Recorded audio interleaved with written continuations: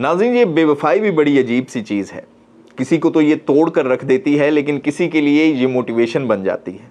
Motivation भी ऐसी कि एक नौजवान ने अपने पूरे इलाके की तारीख ही बदल कर रख दी। आप सोचें कि एक दूर दराज का गांव हो, पहाड़ी इलाका हो, चंद सैकड़ों की आबादी हो और उस गांव में एक नौजवान शहज़ादा बनकर एक दिन हेलीकॉप्टर से लैंड करे। लोग अपने हाथों में मोबाइल उठाए हेलीकॉप्टर की तरफ लपकें, वीडियो बनाने के लिए, देखने के लिए कि आखिर ये कौन सा शहज़ादा है जो उनके गांव में उतरा है आज हेलीकॉप्टर से पहली बार।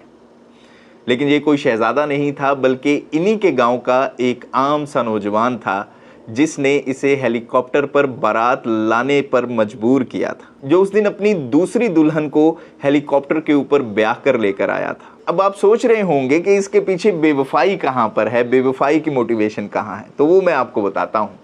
दरअसल हुआ कुछ इस तरह से जी कि बांग्लादेश का ये जो छोटा सा गांव है, यहाँ पर एक नौजवान रहता है जिसने आज से 10 साल पहले अपनी पहली बीवी से शादी की थी, मोहब्बत की शादी की थी, और ये इसी के गांव की रहने वाली थी।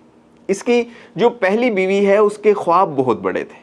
वो शादी से पहले इसे अक्सर कहा करती थी कि उसका ख्वाब है कि जब कोई उसे ब्याहने आए तो हेलीकॉप्टर के ऊपर बारात लेकर आए और उसे दुल्हन बनाकर हेलीकॉप्टर पर लेकर जाए। इस नौजवान का कहना है कि वो इस छोटे से गांव में रहता है, खेती बाड़ी करता था, रुपया पैसा कमाना इसका कोई ख्वाब नहीं था, लेकिन इसकी पहली बीवी के ख्वाब बहुत बड़े थे।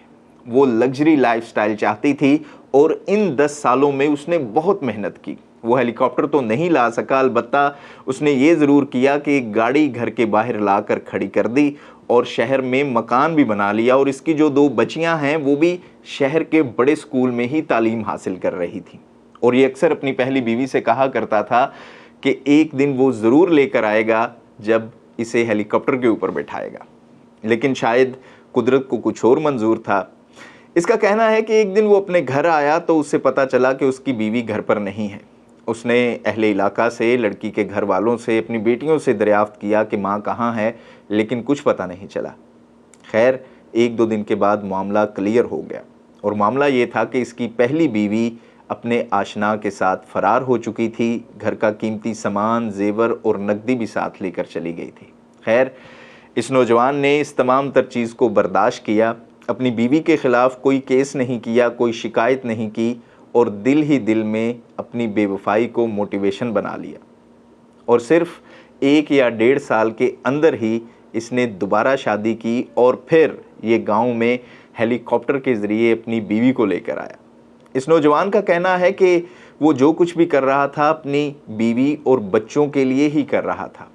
अगर उसकी बीवी की ख्वाहिशात इतनी बड़ी ना होती पहली बीवी की, तो शायद आज वो अपने इसी गांव में उसी तरह खेती बाड़ी कर रहा होता जिस तरह से उसके आबाओ अजदाद कर रहे थे या गांव के दीगर लोग कर रहे थे।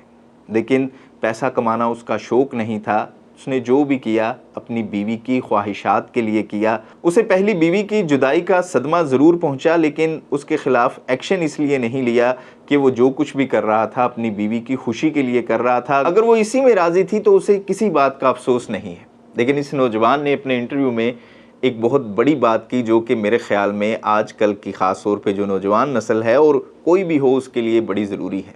उसने ये कहा कि रिश्तों को पैसों में नहीं तोलना चाहिए, रिश्तों की कदर करनी चाहिए। रिश्ते बनते हैं एहसास, जज्बात और ज़िम्मेदारी के साथ। अपनी राय का इजहार ज़रूर कीजिएगा। देखते रहिएगा न्यूज़ अलर्ट।